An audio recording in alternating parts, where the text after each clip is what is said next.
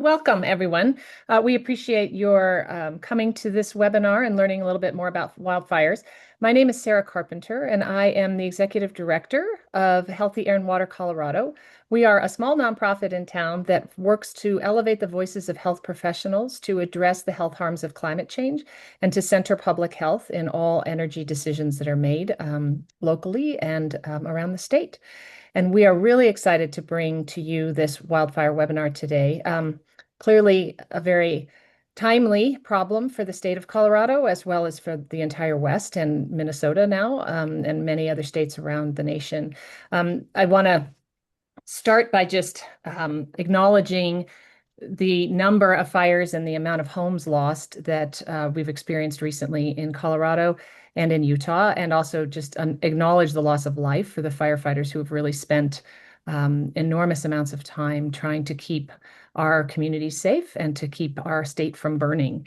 One of the reasons why this is so relevant is climate change has really accelerated our issues with wildfires. And I'm just going to show a graph that we thought was uh, interesting to demonstrate how many more of these significant fires we are seeing. So in over the last 30 to 40 years, our seasons have been becoming longer.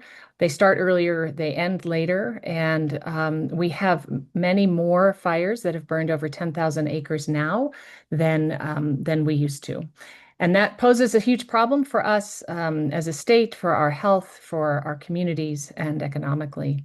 So we are bringing to you today Nick Torres from the American Lung Association, Nikita Habermehl, who is a pediatrician, emergency medicine pediatrician, and Monika Weber, who is a specialist in disaster management.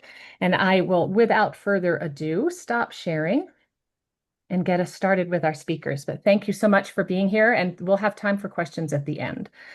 So first up is Nick Torres. Nick is the advocacy director for the American Lung Association for Colorado, Idaho, Wyoming, and Utah. He works to support policies at the local, state, and national levels to promote lung health and support people living with chronic lung disease like asthma, COPD, and lung cancer. So thank you, Nick, for being here with us, and we can get started with your talk. Thank you, Sarah. And while I pull up my slides here, I appreciate that acknowledgement. And just as someone who lives here in Boulder County, I have my own personal story from the Marshall Fire, for example. I know a lot of us on the line are probably affected by wildfires, both professionally, of course, as well as personally. So I appreciate that acknowledgement at the beginning. But I'm really pleased to be with you all this evening. As Sarah mentioned, I serve as the advocacy director here for the American Lung Association in Colorado.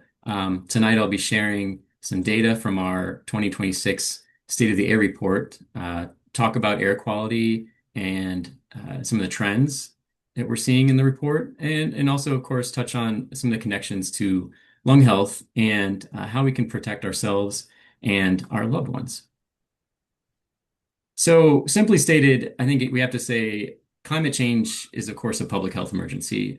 For folks on this webinar, maybe that's not something that comes as a surprise, but there's just so many ways that climate change is affecting public health, from drought to extreme heat and, of course, air quality. We know that wildfires are projected to grow in numbers, frequency, and severity. So I just think it's important to increasingly acknowledge and address those growing impacts that climate change is bringing to our public health. And certainly that's a centering position for us at the Lung Association. For many people, if you've heard of the American Lung Association, it might be because of our State of the Air report. Hey, Um, Nick. Nick, yeah, sorry to interrupt really fast. We just realized that I think your presenter mode is showing. Can you change the slide? sure. Thanks, Nick. Sorry for interrupting. That's okay. There we go. Are you still on the? See if you can change display settings up in the top. Thank you. Yeah, maybe the top one, swap presenter view and slideshow view. See if that works. How's that? Hmm. Sorry for the technical difficulties, folks. Oh, Yes. yeah, we just tested this No, out. Hmm. I know we just were testing it. Whoop, now we've Okay. Sorry, folks.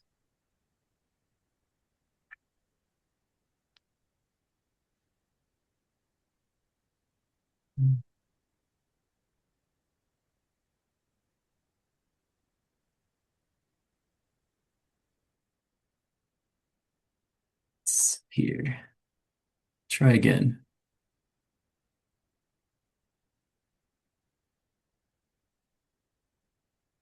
Is that any that's it. better? There we That's go. perfect. Perfect. That's it. Okay. Sorry about that. So, sorry, where was I? So back to our state of the air report. If you've heard of the American Lung Association, it might be because of our state of the air report. Um, it takes air quality data and presents it in a publicly accessible way. We provide grades and rankings for particle pollution and ozone for all counties across the country that have an EPA monitor, as well as on specifically on ozone and particle pollution. A lot of counties don't have those monitors, and so that's something that we want to lift up as well with our report. That's something that Denver tends to pop up, especially when we look at Colorado. Denver tends to pop up every year, unfortunately, on the 25 worst ozone cities around the country, and so that's something that we highlight as well. Let's keep it moving. The grades that we provide with the State of the Air report are based on the Air Quality Index, which is something that many of us are probably familiar with. What that does is takes air pollution and assigns levels of threat, essentially, to public health, and provides a color-coded system for the public to understand where their level of risk falls within the Air Quality Index. Our grades are based on that scale so that we provide a look at frequency as well as severity. So, for example, for ozone and 24-hour particle pollution, those grades are signed with an A through F grade with, for example, a weight of 1 applied to orange, which it's unhealthy for sensitive groups, all the way up to purple for hazardous levels of air pollution. This is a snapshot of the most recent 2026 report card for Colorado. The colors here don't correspond to the air quality index that I just spoke on.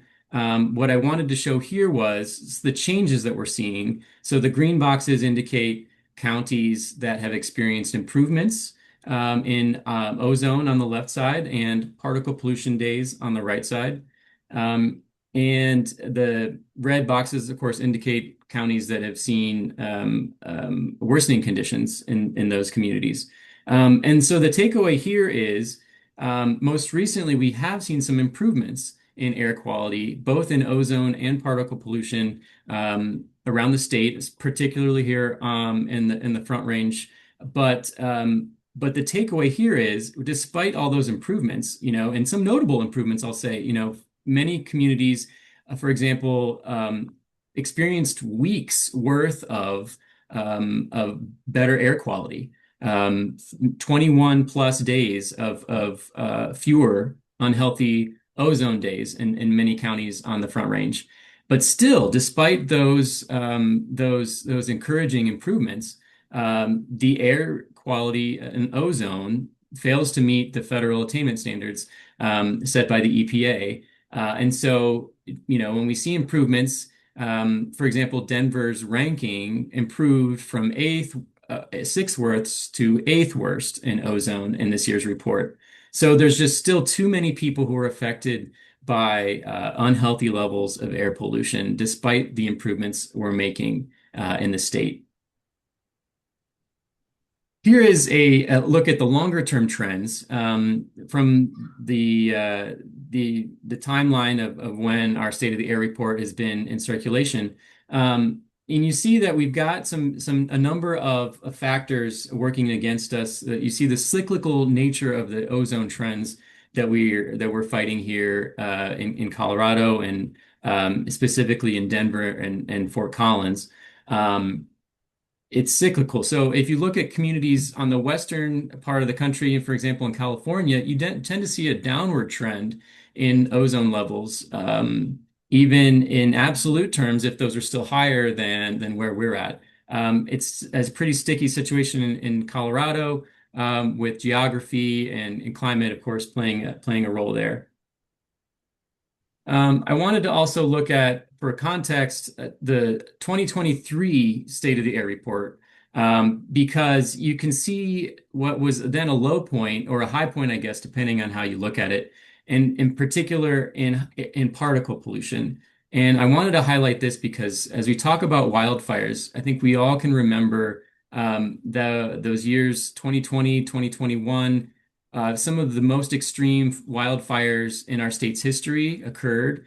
And so that's really showing up here in the data when we look at air quality, and particularly in particle pollution. When you see, Denver experiencing 19 orange days and 3 red days, for example, and even worse in Boulder County.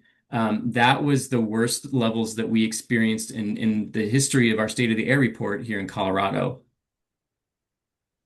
And so we have seen some improvements in the last few years in that area. But again, here is a look at 3 counties showing our particle pollution grades over the course of our State of the Air report.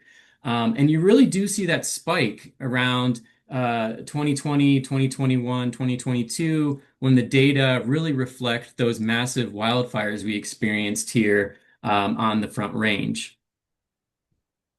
And just so you know that air quality concerns are not limited to metro areas. I wanted to show 3 issues here through counties from western parts of the state, Rio Blanco, Garfield, and Mesa counties, which have experienced their own challenges with ozone pollution in this case.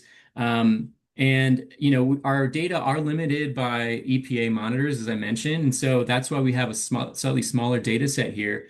But interesting, you see that 3 of the highest producing counties for oil and gas in our state, their spikes here correlate with a huge spike in fracking and oil and natural gas extraction there in the early 2010s. So again, we see how the data are laying out here in our State of the Air report when it comes to air quality around the state.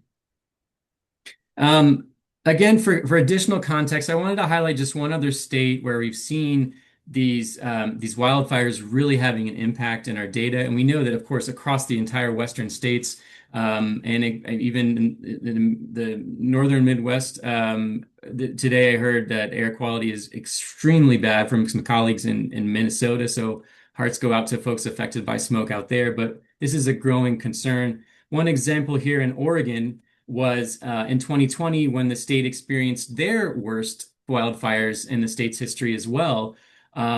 We had several fires at the same time, over 100,000 acres burning. And just to see the sort of the extreme end of how wildfire smoke can affect especially more densely populated areas, just millions and millions of people affected by these wildfires. And again, that showed up here in our State of the Air report, where we see Lane County, which is where Eugene is located, just seeing, again, their worst ever levels of particle pollution in the history of our State of the Air report. With a weighted average of 38.5 and an F grade in particle pollution in our report. For example, the Denver metro area was experiencing around 24 days. And so you see, again, just another impact on the more extreme side of just how wildfires can affect our communities. And as I said, this is not something that's limited to just a couple of states. Of course, we're seeing this across the country. This graph indicates the frequency and severity of very unhealthy purple and hazardous maroon days in our State of the Air report. So we know that wildfire season is longer and longer, as Sara mentioned at the top. But we also know that these wildfires are burning larger, more extreme as the climate changes and makes conditions more favorable. So again, the most consequential impacts from air quality we're seeing more frequent and more severe on our communities.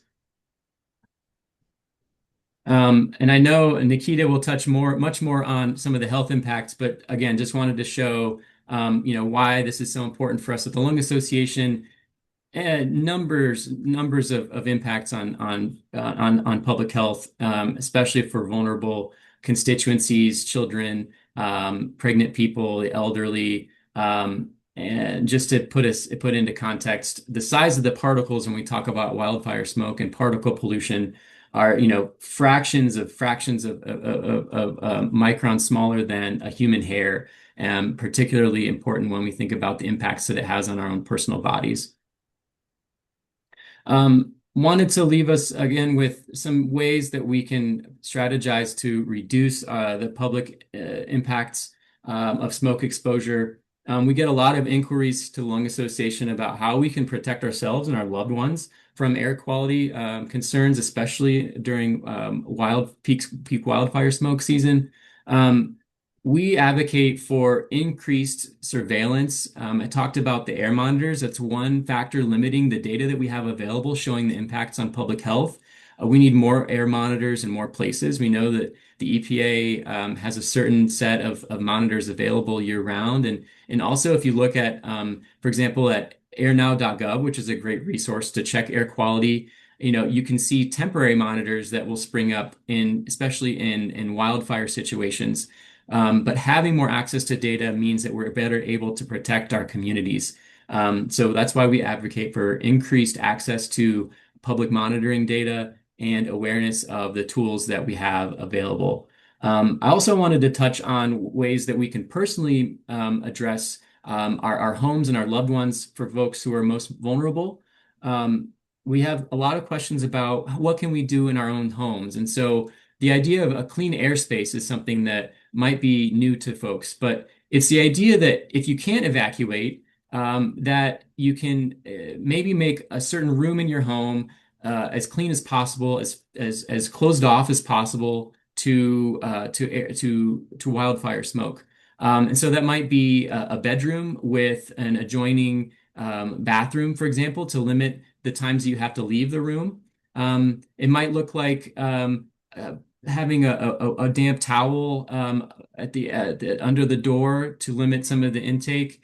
It might look like if you have the ability to limit circulation on your HVAC to recirculate the air rather than take in air from outdoors. And of course, we also have an opportunity to use portable air cleaners. One great do-it-yourself way is to take a furnace filter and a box fan. And so we have instructions on our website for ways to do that. We recommend MERV 13 or higher. That's something that folks maybe overlook. MERV 13 is a higher level filter than the ones that you might grab off the shelf that are limited to sort of dust and pollen. It's a much higher, denser filter, but that has been shown to be pretty effective to limit the intrusion of particle pollution in the home. So I'll wrap there. I'll turn it over to Nikita, but thank you for the opportunity. Please reach out, and an opportunity here if you'd like to join our Lung Action Network. I would encourage you to do that as well. Great. Thank you so much, Nick. If people have questions, you can put them in the Q&A and we will come back to them at the end. And while Nikita is loading up her slides, I'll just tell you a little bit about her. Nikita is a pediatric emergency medicine physician in Northern Colorado and serves as our board chair at Healthy Air and Water Colorado. She has also taken care of children who were impacted by the Marshall Fire late 2021 and early 2022. She is passionate about how climate change is impacting human health, specifically pediatric health, and she educates those about impacts to future physicians. Welcome to Nikita. Thank you so much.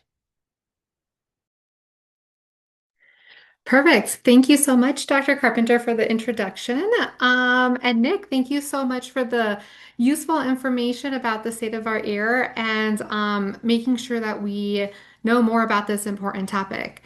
During my portion, I'm going to highlight a few things, as Dr. Carpenter said. I'm going to focus my time on direct health impacts of wildfire smoke.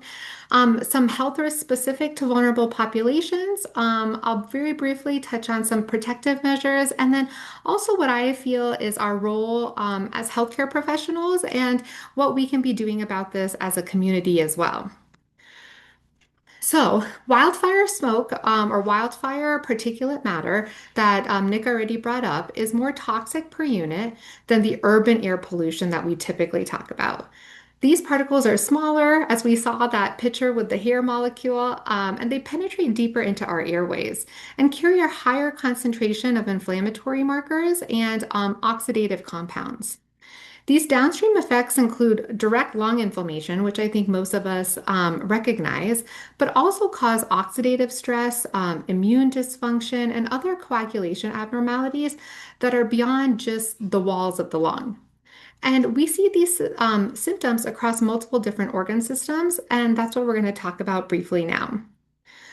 So the first one I want to talk about is the one that most of us are aware of, is the respiratory impacts. And that is a direct impact of that particulate matter that's very small, and it can bypass our normal airway defenses.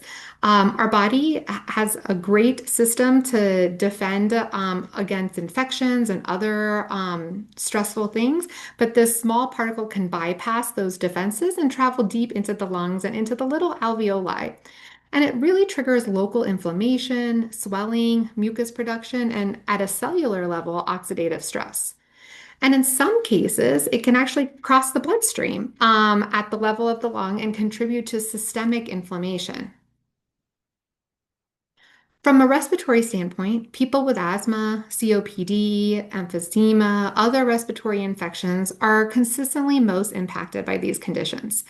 A California study found that wildfire smoke days increased the odds of respiratory acute care visits by 6% statewide, and that number dramatically changes with local variation. And beyond these acute events, in 2025, a toxicological science study found that repeated smoke exposure upregulated genes that are linked to COPD or cystic fibrosis, asthma, and other long-term respiratory problems, showing that this long-term smoke exposure can remodel at a molecular level. A follow-up study of people exposed to the 1997 Indonesian forest fires found that they had worse lung capacity and poorer self-reported health many, many years after the incident. In addition to respiratory impacts, we also have data to support cardiovascular impacts. A US study from 2015 to 2017 California wildfires found that the heavy smoke days raised out of hospital cardiac arrest or heart attacks, that risk up to 70%. And the effects lingered for days after the exposure. In 2025, more recently, a journal of the American College of Cardiology found that long-term smoke exposure is linked to roughly 20,000 additional heart failure cases per year in the United States in adults greater than 65. And that wildfire smoke, those small particulate matters, are more cardiotoxic per unit than the background air pollution that we see as well. Even more importantly, these cardiovascular effects can persist for up to 3 months after the exposure. And one of those early findings is high blood pressure or hypertension. So something that we can screen for easily at our preventative care visits. I think that I can say most of us have likely experienced wildfire smoke irritating our eyes, our nose, our throat. I've certainly had a scratchy throat or a sore throat when there's more wildfire smoke in the air. Superficially, it may seem a little bit more like an annoying symptom. We're rubbing our eyes, you're coughing a little bit to clear your throat. But more importantly, it's actually directly injuring our mucous membranes and causes even more problems related to direct injury and our immune system. Mucous membranes in our skin are the first barrier to infections. And when our mucous membranes have oxidative stress and other direct injury at a molecular level, it breaks down our first barrier that protects us from infection. Furthermore, there's new data that supports that wildfire smoke has been found to actually alter specific immune cell function and therefore decreases our ability to fight off typical viruses or bacterial infections on our own. The last topic I want to focus on in terms of direct health impacts is our mental health. Um, as you can imagine, there are so many impacts of natural disasters, including wildfires. There are higher rates of PTSD from seeing a loved one be physically injured, or seeing your home get destroyed by a wildfire. And children also have higher rates of ADHD, and they do worse in school, as you can imagine, as they miss more school or they may have to move from a home, or multiple times after an incident, which has many downstream impacts for the rest of their lives. Many families also experience housing insecurity. These effects likely will be worse for lower socioeconomic status families and often where there is a resource scarcity and violent conflict can often increase after these extreme weather events or wildfires. Multiple studies have also linked high air pollution to increased anxiety and suicidal ideation in children and high heat days with increased risk of suicide. It doesn't mean that it necessarily causes it, but there's links that show that they could be related.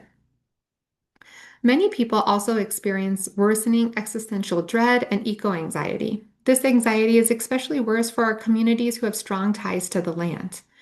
And these are just some of the health impacts that I wanted to highlight today. There are multiple more that I could probably spend much longer talking about, but wanted to keep it brief.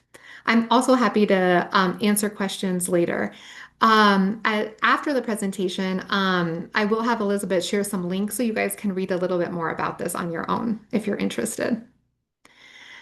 Before moving on to vulnerable populations, I do want to bring to our attention that not all smoke is created equal. When we talk about wildfire smoke with patients, they often think of it as smoky air, but it's actually far more complex. Wildfire smoke has particulate matter, it has carbon monoxide, nitrogen oxide, volatile organic compounds, ozone, mercury, polycyclic aromatic hydrocarbons, which are carcinogens, aldehydes, and other toxic metals.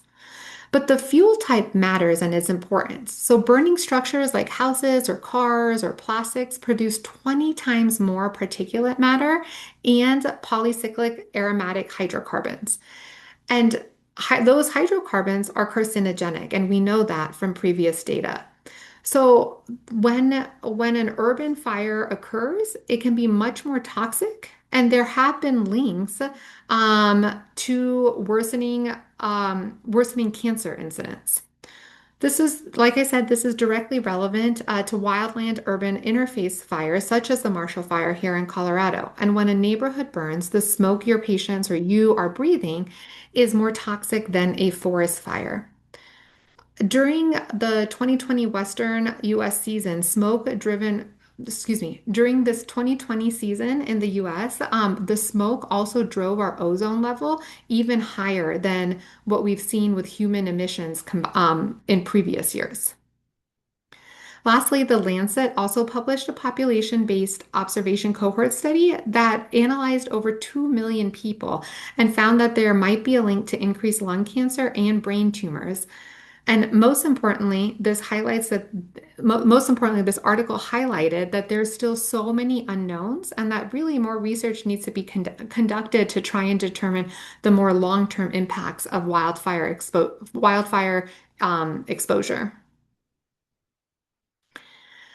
Next, I want to just highlight some vulnerable populations. Here's a list of some, most but not all of the vulnerable populations that have higher health risks associated with wildfire smoke. The EPA also has a nice fact sheet that we'll share with you guys as well on wildfire smoke and as well as vulnerable populations. Due to time, I'm not going to go through all of these with you today, but am going to highlight two of these vulnerable populations. So, pregnant women and unborn fetuses are vulnerable populations. In a recent study that was published in Environmental Science and Technology, they found that prenatal wildfire smoke exposure during the third trimester of pregnancy was significantly associated with increased autism risk in children. It was also associated with more preterm births, miscarriages, and stillbirth. Importantly, it was the number of high concentration exposure days that drove the association, not the average particulate matter concentration over the pregnancy. So it's important to counsel our pregnant patients or help women realize that there are different risks so they can make decisions based on what they want to do for their activities while they're pregnant. Children are also a vulnerable population. They have immature respiratory systems and immune systems, and they have a higher breathing rate relative to their body size than adults do. And in general, they spend more time outdoors. So, exposure to wildfire smoke can contribute to asthma and other respiratory disorders, immune system function, metabolic disorders, and even neuropsychological effects. These are just two groups of vulnerable populations, and there are many others that are at high risk. And it's important to discuss that with your regular doctor to understand what your risk factors might be and what you might be able to do to help decrease that. So next, I'm going to talk very briefly about some protective measures for all of us, for everybody in the community to think about. And I'm going to start first with before the fire season. So as Dr. Carpenter said, those fire seasons are getting longer and more frequent. So really having this bag prepared year round would probably be really useful. So when we think of this, and Monika will discuss this briefly as well, we really want to talk about stocking food, water, medications, and different types of masks, including N95. You should know your own personal evacuation routes, and we should be aware of anybody that has that higher risk, what we can do to help them. If there's someone living with COPD in your family, in your house, what can we do to make sure that they're safe prior to the fire season starting? It's so important as our first step to have situational awareness and be informed.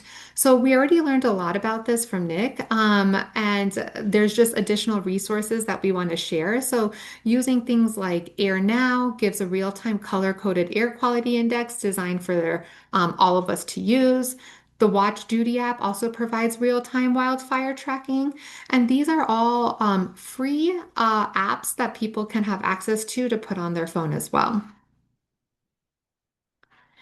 And then when there's a fire happening in real time, things that Nick already mentioned. So talking about staying inside with your windows and doors closed, creating a clean room with this do-it-yourself air cleaner, which we'll share this link so you guys have information on how to create that. And making sure that if you have to go outside, then wearing an appropriate mask and making smart decisions about how long you're going to stay outside and what you need to be doing. And then also, when possible, running an air purifier with both a HEPA filter and an activated carbon filter is useful to try and keep that air inside the house clean so that way you're not exposed to it more. Lastly, before I hand it over to Monika, I just want to touch base about the role of the health professional. So, as a physician, I feel that my colleagues and I have an important role to share information so people can advocate for themselves. I believe it's important to discuss with patients the risk factors that they might have and what we can do to help decrease risk of long-term issues and sequelae that you can have. Depending on your healthcare provider specialty, some physicians, like ER doctors, work closely with local public health departments to plan for natural disasters and the associated harms or the expected outcomes that we see. We also play a role in protecting vulnerable populations, and we can speak up or lend a hand when someone is struggling and try and advocate for strong policy to support the entire community. Lastly, as a physician, both during a wildfire and after it, it's so important to discuss mental health concerns and support the recovery process, as this doesn't happen overnight. Each of us in this community has an important role to play, and these are just a few ways that myself and my colleagues can help keep our communities safe and thrive in stressful events. This is my acknowledgments and my references. It's been a pleasure to work with medical students that helped create these slides and some resources. And now I'll hand it over back to Dr. Carpenter, and I think Monika will wrap up our presentation. Thank you so much, Dr. Habermehl. And we will have some question and answer period again. A couple people have put some questions in the chat, and so go ahead and do that, and we'll come back to those at the end. And if you want to stop sharing, Dr. Habermehl, then perfect. Sorry. Thank you. No worries. And I will introduce Monika Weber. She is the Disaster Management Coordinator with the Boulder Office of Disaster Management, where she has worked to prepare the community since August of 2022. Monika works to help peers and community members raise their confidence through education and preparedness competencies. So welcome, and we look forward to hearing what you have to add. Wonderful. Thank you for having me. And are my slides displaying all right for people to see? Yes, they are. Perfect. Wonderful. I was the poster child for things going wrong beforehand. So thank you all for your patience tonight. But hello, everyone. Good evening. I'm Monika Weber, as was mentioned, with Boulder Office of Disaster Management. And this portion of the presentation, while I don't have the same air quality or medical expertise, we're going to be talking about things that you can do to prepare for wildfire in general, both for those smoke impacts and the other things that do come with wildfire. So in this section, we're going to be talking about emergency alerts. So you've already heard a bit from Nick and Nikita on those air quality alerts, but we'll be talking about actual emergency alerts for evacuation, that type of thing.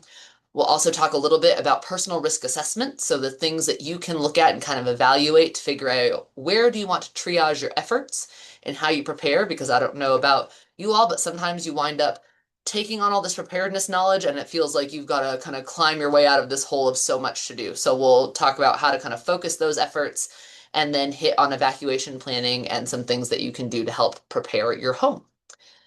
So with emergency alerts, I want y'all just to think about how you typically receive information, whether that's formal options or informal options, right? And what I mean by that is that could be, you know, a text alert, a phone call, or just hearing from a neighbor, a friend, a household member, right? So think about that. And then we'll go into different ways that you can receive alerts. The first one being you. And what we mean by this is that if you ever see, hear, smell, otherwise just sense something is not right, right? You observe a large plume of smoke going up over the ridge near where you live. That's something where we want folks to not wait for an alert, but take action to keep yourself safe. And that's something that we bring up just because it can become so easy to rely on technology or our phones. And sometimes you might be the first person that's seeing the fire start or happen and start to produce that smoke that can call 911 as you're getting yourself to safety. So just remember to trust that gut. If you feel like you don't always have a good gut feeling on things, find that phone to friend in your support system that can be your kind of check on that of, hey, this is what I'm seeing. Should I take action? So making sure to just trust yourself. Also, neighbors and friends is that kind of informal way. You might receive call, text, hey, I just saw this on the news, or it's happening near my home from them. We'll also talk about opt-in alerts, which is something that will apply to everyone. That'll be an action step that I would task everyone on this call with before the end of the week, we'll say, to get yourself signed up for opt-in emergency alerts. Wireless emergency alerts, which I'll hit on in a slide or two, and door-to-door. With all these, again, opt-in is what we'll cover most in depth, but the goal with them is to not just use one. So get familiar with what emergency alert options exist in your community, because this varies throughout the state. Here in Boulder County, we use something called BOCO Alert, and there's a series of alerting mechanisms that can go out with that, as well as ReachWell app. That all goes through our 911 dispatch centers, but get familiar with how these systems kind of operate in your community, get signed up for those alerts, and then utilize those informal methods as well. So knowing that, yes, you might receive things, whether that's through a text alert, an app, etc., but also have that support system of folks that can be your check-in when things are happening. And similarly, looking out for folks that might have vulnerabilities of perhaps they don't have easy access to alerts. Maybe they're hard of hearing. There's other things that might keep them from receiving those alerts with as much ease, check in on those folks and make plans ahead of time. So with opt-in alerts, again, this is the homework piece. These are the type that you'll get that come through as a text message, a phone call, or an email typically, or all three, depending on how your local system is set up. And with these, we want everyone to get signed up because typically across the country, enrollment rates in terms of who's opted into these emergency alerts is around 30-ish%, which means a lot of people are not necessarily getting information until it's kind of that last ditch effort and going out over another broadcast method that we'll talk about in just a moment. So to see how to get these in your community, there's a couple things you can do. If you're not familiar with what that alert system is called locally, you can do an internet search just by typing emergency alert and then the name of the county that you live in, the municipality that you live in, or you can contact your local public safety agency. So whether that's the fire department, police department, or emergency managers, wherever you live locally. And those folks will be able to direct you to how to get signed up and make sure that you're in the loop with getting that really important information, because those emergency alerts are what's going to have the critical kind of life-saving directives of, evacuate, and it'll have a map tied to it typically, or other things, so you have that situational awareness about what's going on and what you then need to take action on. So those are the types of alerts you opt into. You may also be listening to this and say, well, I don't know if I've ever signed up, but I've gotten kind of an Amber Alert style alert before that's been about an evacuation or a wildfire. And that is through a system called, the system's called IPAWS, which is an acronym that we won't go into for today, but wireless emergency alerts are basically the Amber Alert of the disaster world. Right, so with that, there's a fake one that's on the screen here, but this is what it would look like. So it kind of pop up on your phone just like an Amber Alert does, not as a text message, but just blaring through. So you'll want to make sure those settings are not turned off on your phone, because if you've gone in there and changed things up, you can. But that'll give you then those instructions that your local public safety agencies are sending out to your community. So really, you don't have to do anything to sign up with those, but these are typically sent kind of as that last ditch effort. The opt-in alerts are what's going to give you that more advanced notice of a warning before it becomes an evacuation order or whatever terminology is used for you locally. We also know that communications challenges exist all across our state. You might live in a spot with really spotty cell infrastructure or just communication infrastructure in general. So to kind of address some of those things, you can get alert information by having either satellite phone and internet if that's accessible to you. Also becoming a ham radio operator and being able to tie in with locals that might be using ham radio to communicate, or having an all hazards weather radio, which kind of serves as its own siren in your home for hazardous conditions. So those are some things that you can use that we know is not a perfect workaround, but are options if you feel like you're in a spot that is more challenging in communication. So that's the alert portion of things. Again, use those the airnow.gov to get the air quality alerts, but then make sure you're signed up for those wildfire evacuation and other kind of emergency or disaster alerts locally. Next portion I want to hit on is assessing and mitigating your risk. When we think about disaster and wildfire, there's a lot of things that you could have to plan for, right? But to narrow it down, we encourage folks think about those lifelines, those things that you depend on day in, day out. So whether that's food, water, shelter is a pretty base one for everyone, right? If you can't be in your home because you've been evacuated, what's a backup that you have for where you'd stay with maybe a friend, a relative at the local shelter that gets set up? Right, health and medical, if you rely on durable medical equipment, do you have a way to take that with you easily? Do you have a more portable option? Power needs for those kind of devices, communication, transportation, do you have a backup ride or not? Should you have to evacuate? So these are things, if you're going through those and saying, oh goodness, I don't have an answer for any of these is what my backup is. What I would encourage you to do is find the two that kind of give you the most pause of, shoot, I might be in a really tough spot if I don't have a plan for that, and then start there. So for me, transportation for a while was my number one, like, I gotta work on this because I have no super reliable backup ride after I moved neighborhoods. And so that became my mission, is like, I've got to meet my neighbors, get to know them well enough to exchange phone numbers, and then be able to have this conversation about, can we be each other's backup rides if something were to go on, right? So that's kind of what we mean by using these to focus in on, is find little tweaks and things you can do to help yourself become more prepared and just have backup plans for these kind of lifelines. And then mitigating smoke impacts. A lot of these things have been mentioned throughout the presentation, so my slide on them is just to reiterate things that Nick and Nikita have mentioned, but making sure to sign up for those air quality alerts. Build yourself, not build, it's a room in your home, but create a clean air room for yourself. Utilize masks if need be, if that's helpful for you. Work with your support system is a big one because you might be limited on resources or skill set to do some of these things, even if it's creating your clean air room. So think about who is in your household, neighbors, friends that might be able to help you, even if that's just getting you out of the area to a spot that they have that's set up that might be safer and have more clean air for you to breathe. And then also community resources. If you live in a community that might have a community center where they set up a clean air room or cooling center, things like that that can help when we have heavy smoke.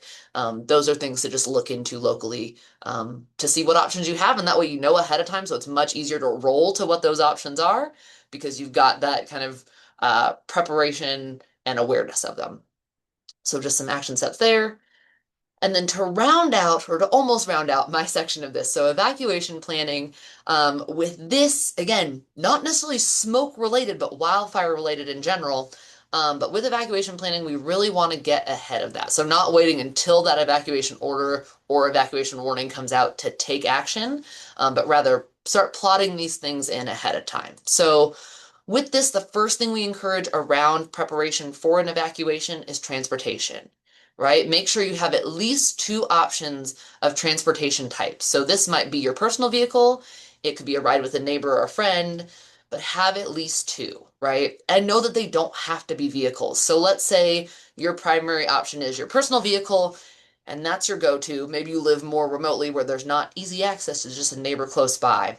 But then if that doesn't work and you're the only one home, let's say if you live with others that have vehicles, what's a backup to that? And it doesn't have to be traditional, right? While a car is going to be your most quick way typically to get out of an area, do you have a bike? Do you have a ride-on scooter? We had someone that came to a presentation that we did once, and they live in a more dense area, but they were pretty convinced like no one was coming to get them, so they bought themselves what they said was a $17,000 ride-on scooter. I don't know if that was the accurate cost, but they bought that, and their plan was they were going to scoot out along the sidewalk to get to where they could get picked up. And so knowing that depending on, again, what the environment is around you, if you live rurally in a more urban center, it doesn't always have to be a vehicle to get yourself out of that area. It could even be walking, right? So just having those, again, pre-planned helps you to shift your options more quickly should one not work. Because when we think of this, a personal vehicle, you might say, well, there's not going to be an issue. But what if you've just had surgery and you can't drive, or you've got tree limbs down across your driveway, across your road where you can't get around them? You want to have those backups of what you might do then. In addition, we also want to think about routes, and this includes both routes out of your neighborhood, right? Exploring, do you have just one ingress, egress route or multiple that you could take, but also exiting your home. If you're someone that is a wheelchair user or uses a ramp in general to leave your home, oftentimes we know those are in people's garages. And so if you had to utilize that or any other assistive device, do you have access to that? And if we were in a high wind situation where there is wildfire and power is down, do you have the ability to get out of your garage, right? Being able to pull that red pull tab if you have an electronic or an electric garage door opener, that allows you to manually release the door. But thinking about, can you do that? If that's not an option on those days that might be higher risk for wind and power outages, do you leave the garage door open? Do you shift your vehicle to outside of your garage so that you can still access it depending on what those access points are? So just thinking about that. And then again, the routes in and out of your neighborhood, also noting, just like our transportation options, these don't necessarily have to be traditional. So if you've got open space near you and you know my vehicle and my driving skills can handle that, and that's the way to get yourself to safety, do so, right? And again, this is not like you feel nervous one day, so you just bypass, regular traffic and take off across a field and run down people's fences, but it's to save your life. Get yourself out and explore what those options might be near your home, your workplace, anywhere else that you might frequent. And then lastly, on the evacuation preparedness, one thing that we really shift to is encouraging people to create a grab list, which is a bit of a departure from just having a go bag. A lot of times, folks, when we think about go bags, it's your critical documentation, some emergency supply kind of stuff like that's on the screen, right? A flashlight, a charger, probably not rope, but who knows, right? But some other things that you might take with you. But really shifting that mindset of those things you might be able to replace or access somewhere else or might not critically need them, but what are those essentials that you need for your health and well-being and also irreplaceable things? So the 7Ps is a way to kind of couch this and think about it, but people, hopefully you're not having to write down the people that you need to take, not like don't forget to grab grandma, but rather make sure you have a plan for people. So if you're not home, right, and someone that might rely on you for that ride or for assistance has a plan with someone else that's nearby. Same thing goes for pets. And then papers means any of that important documentation that could be identification, titles, deeds, that type of thing. Prescriptions is any type of medication or assistive device. So that could be durable medical equipment, anything you utilize, right? Glasses, dentures, hearing aids, the whole run of it. Priceless items, meaning anything you cannot replace. Personal computers and or your cell phone, grabbing that on your way out. And plastic, which is not like grab your recycling, but rather was a nice P that fits in to have a way to pay for things. So plastic is like a credit card, a debit card, or cash if you'd like, but that doesn't fit into this, nice 7Ps. So that's kind of what we think about when it comes to a grab list. And what this really becomes is a focusing tool. So it allows you to get those things that you might really need or that are grounding to you should your world get turned upside down. Like Nikita was mentioning, the mental impact of these disasters. We don't ever want someone to risk their safety to grab items, but if it's something that you have time to safely do so, gather up those things that if things were to really shift, you've got something that makes you feel grounded, right? So the goal with this is listing out the item and prepping this again well ahead of time. You could probably think of a couple things in your home right now that are important to you, but the item and their location, because it then becomes a focusing tool. So when your brain hits that stress point, you've got like, here's this photo, it is in the hallway between the bathroom and the kitchen, right? Here's a quilt, it's in the closet in my bedroom. Those kind of things is what we encourage folks because you can focus with it, you can dole tasks out to other household members, and also if you're not home, but there's some critical things, right? A medication, something very sentimental, if it's safe to do so, you might be able to have a neighbor or a friend, someone nearby grab those things for you. And so for me, like I keep my grab list on the inside of my kitchen cupboard because I know anyone that I might send to go get that, I can direct them to the cupboard where my cups are, and they'd be able to find that and then be able to get some of those items if it's safe to do so. So that's kind of a shift. Again, just things we've learned from folks that have been fire survivors, folks that have evacuated a lot, is they thought they were going home. Sometimes home was no longer in that same status when they returned. And so really thinking about that was kind of wisdom passed on from them is, hey, let's really help people think about what would you need to take with you because of its criticality or sentimental piece. So the last little bit I have is just home preparedness steps. While I'm not a mitigation expert, there are different organizations that exist locally. Here in Boulder County, we have many fire departments will do detailed home assessments, and then we also have Wildfire Partners, which is a county department. But there are folks that can come out and help you with the mitigation side for wildfire so they can do that assessment of your home and give you really specific feedback on things that you can do to make your home more resilient to wildfire so that it doesn't become a spot that embers can land and then ignite your home. So that's something to just take a look into. Typically, we look at clear anything that could burn outside of that first 5 feet as a minimum. And if you have a lot size that allows you to do more than that, kind of like this image shows, kind of clear things, thin out vegetation as you're able to limit that wildfire risk. And then insurance review. This is a really big one for folks. A lot of folks in fires that we've had just wind up underinsured because you don't know what questions to ask of your insurance provider necessarily, right? It's, I'd like whatever option isn't wildly expensive. Sure, let's go with that. But thinking about when you bought your home and maybe you first drew your policy up, things may have changed, right? Upgrades that you've made, home value, rebuild costs, all of those. So we've got some resources on our website, and there's a link to that on the next slide. But United Policyholders is a nonprofit that works really extensively in the insurance realm.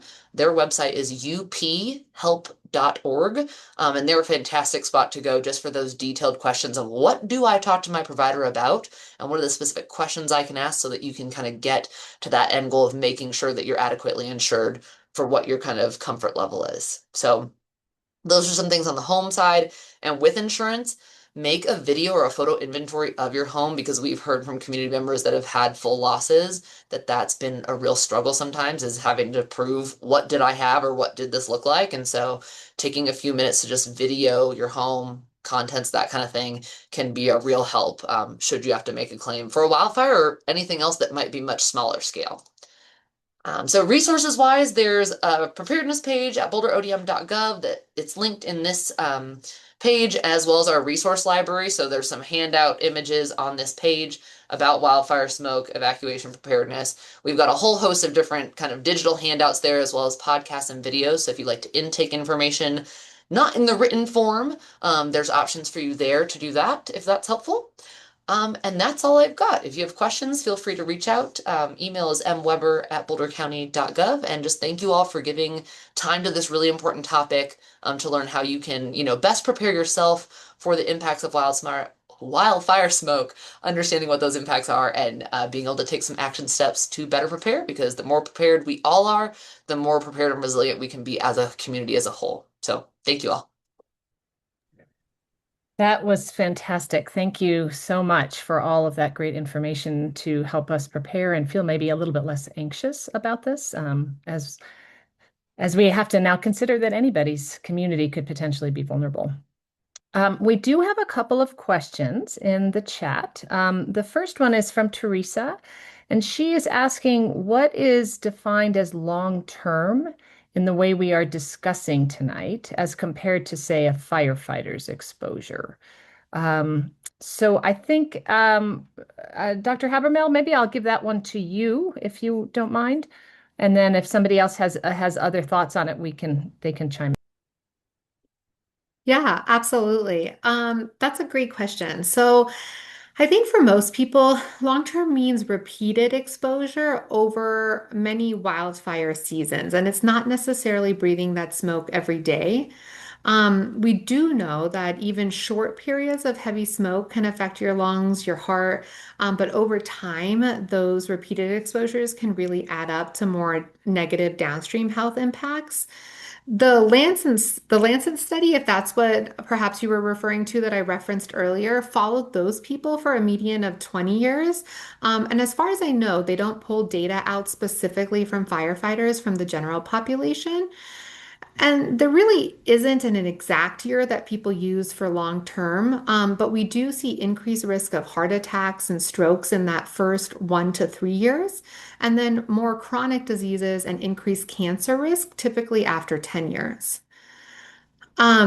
In terms of firefighters, as a part of their job, they face much more intense and consistent smoke exposure, as we know, as a part of protecting our communities, which really places them at greater long-term health risk and decreased life expectancy, unfortunately. And that's one really important reason it's so that we need to support policies and protections for our firefighters and our other first responders who willingly put themselves in dangerous situations to keep the rest of us safe. But for regular community members like myself and others, I hope we've covered some of those practical steps that all of us can do to reduce some of our own exposures and protect our health. And hopefully that addressed most of your question. Thank you.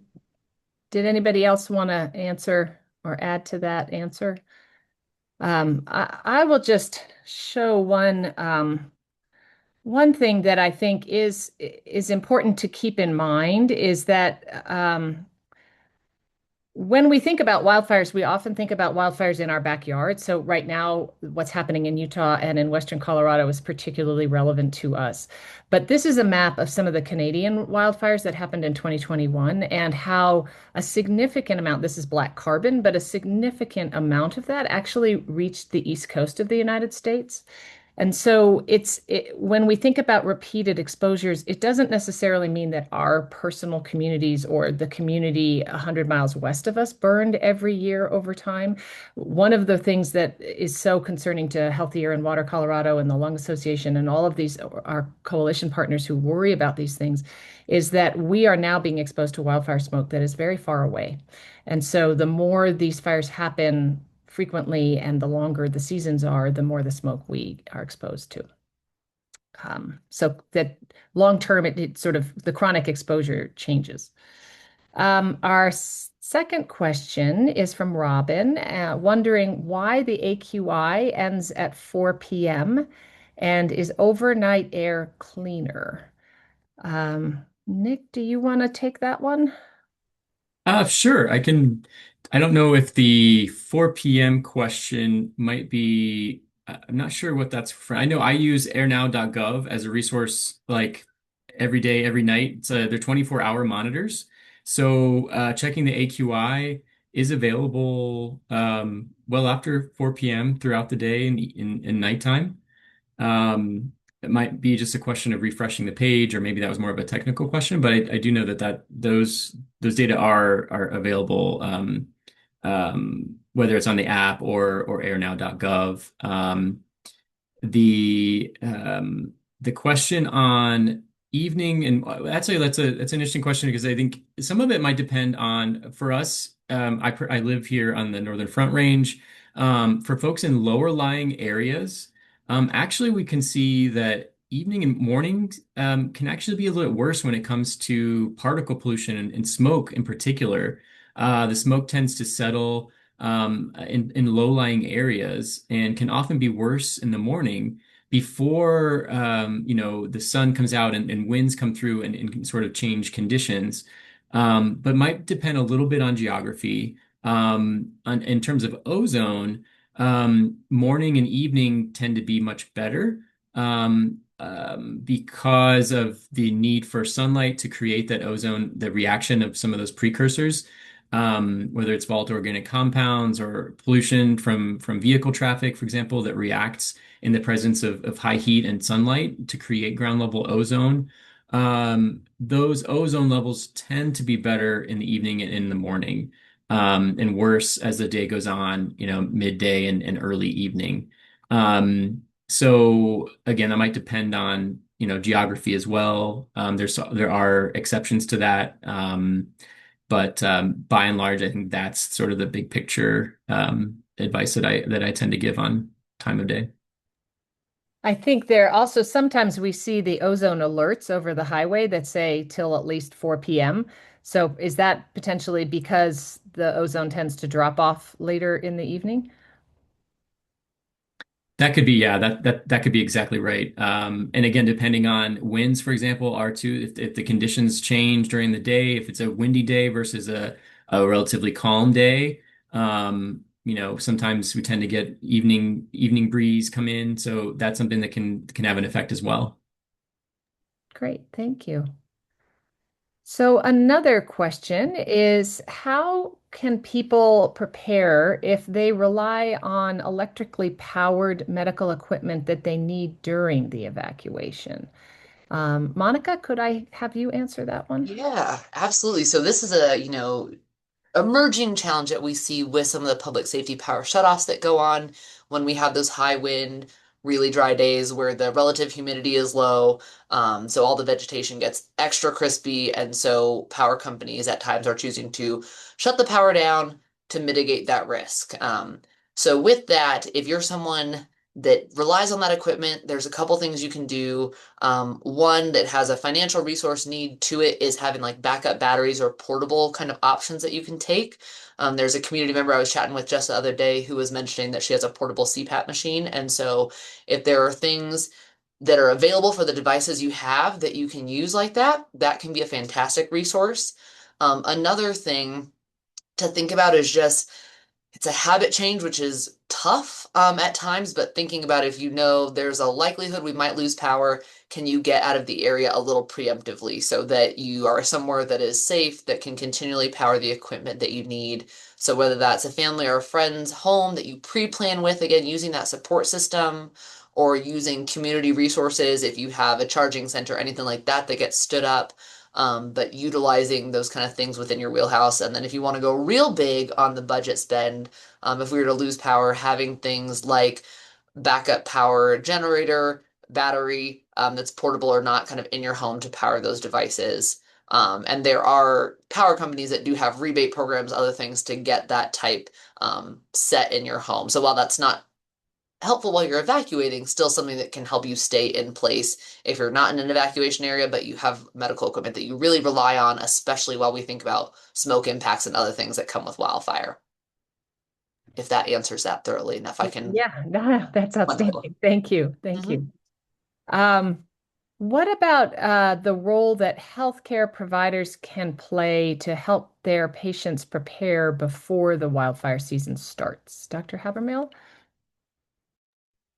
Yeah, absolutely. So the meaning at an individual level, like what can healthcare providers, what type of conversations can they have? Is that what the Yeah, question's primarily I referencing think or so. referring to? Yeah, I think that's really great. I think that preventative care is so important. And I think that this is an awesome spot to have some of these conversations. So when you're going in for a normal yearly checkup, or if you're taking one of your kids to their pediatrician appointment, um, as a pediatrician myself, I'm happy to answer general family questions. Like I don't only have to answer questions about the child in front of me. And so I think this is a really great time to ask your doc, well, what risk factors do I have? There are certain blood pressure medicines that make you at higher risk to faint in high heat days and things like that. So, similarly, I have asthma. What should I do during wildfire season? Well, then have a conversation with your pulmonologist or your pediatrician that maybe you should be increasing a dose of your medicine to help prevent an exacerbation, for instance.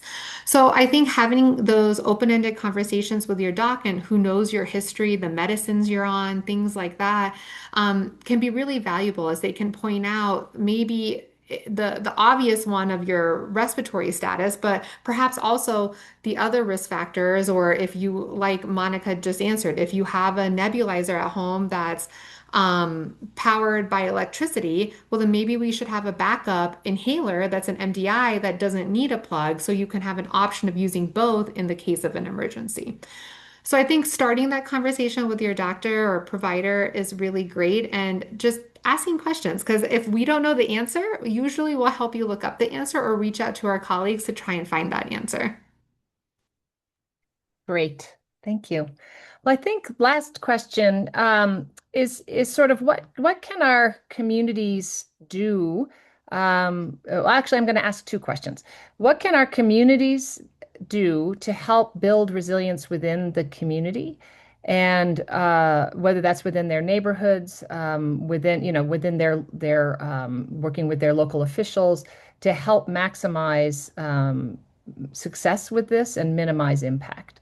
And Monika, I'll sort of turn to you first. Yeah, I'd say a huge one and something that we push in our community all the time is really building with and working that support system so that folks can feel a sense of like empowerment and that they're in it with other people. They're not on their own because that has mental impacts as well, right? So building that support network, and that might start as small as you go chat with your neighbor next time you're out checking your mail or doing something in the yard, but really start to build those because no one wants to go into like, hey, if things really hit the fan, do you want to help me with all these things, right? But start to build that relationship in kind of the positive times so that when we hit those hard days, you've got that in place and knowing what resources and skills or knowledge people have. Because let's say you're someone that does have power dependency, you don't have the ability or resources to financially get that, but maybe you have a neighbor down the road that has a generator, or they are your backup ride person, or some of that. I think it helps to just build that like mental resiliency and the community kind of feel of we're all in this together when we're in disasters. The picnic's terrible and we all got invited. So how do we, bond together through that and help on the psychological side, but also those action steps of what you can do in the moment. Perfect. Thank you. Nick, do you have anything to add? Yeah, I guess great points, Monika. And I guess I'll take it from the advocacy perspective. We have a young advocate, a volunteer with us who is so passionate about talking about access to medication. She has severe asthma, for example, and so she had a severe asthma attack while at a softball tournament. And so she's now has made it her mission to talk to other students, parents, loved ones who have someone with asthma in their family or another lung disease. Talk to your coaches. And something we might forget about our kiddos. Dr. Habermehl mentioned, you spend more time outside. Talk to your coaches, talk to your childcare providers. I switched daycare providers recently and noticed that a different approach to air quality. The kiddos were brought inside when the air quality before it hit 100 on the AQI scale, right? Just because it just felt like a little hazy, a little smoky, and so they were more proactive than maybe other childcare providers. Um, Another thing is talking to our elected officials. That's a big part of advocacy, but I'm still amazed the number of times that when I talk about ozone or air quality in general, the responses I get range from, oh, well, what's a couple of orange days here and there? It's not so bad, or it's really only those with, COPD or really severe chronic lung diseases or chronic disease that we need to worry about. But the reality is that it affects our communities, it affects our families and our loved ones year round. So we talked about those long-term exposures. So making it your mission to talk to your elected officials to know that the changes that we need to make, the continued improvements we need to make to the air quality in Colorado are still a priority and remain a priority for you and your families and your communities. I think some of those changes will make us resilient, more resilient. Awesome. And Dr. Habermehl, you get the last word. Oh boy, but Monika and Nick said so many great things. Thank you both. I agree with both of them. And I think honestly, what it comes down to for me, personally and as a physician, I think it comes down to communication and practice. So as an ER doctor, we prepare for the worst case situation. We practice with our team. We build our communication skills so we don't make a mistake in a stressful event. And just like a wildfire, that's bigger scale, not in one room, in one hospital room in the ED. We're talking about a whole community. So the more we talk about it with our friends and our family, the more we tell each other about how to look up the air quality index and what this could mean for our health. And the more we talk to our families and children and our neighbors about how we can prepare and how we can help each other out, whether that's that list on the glass cupboard that Monika was referring to, or just to let your neighbor know, hey, I have a really sick family member and I'm going to need extra help if this ever were to happen. In my mind, I think that builds a more resilient and stronger community, and it helps teach our children and the future generation skills that unfortunately or that they need to know in this situation and in other stressful events too. Wonderful. Great advice. Well, thank you very much to all of our speakers and to everyone who attended. If you want to learn more about our organizations, you can go to healthyairandwatercolorado.com or the American Lung Association.org, ALA.org. And Monika, you had yours on. Sorry, I don't have your website. That is A-okay. I can share it if you'd like. But yeah, go ahead. Yeah, it's Boulder ODM as in Office Disaster Management. So boulderodm.gov. Perfect. And we will make our slides available as well to those who are interested. Thank you all for being here, and I hope you have a great night. Bye-bye.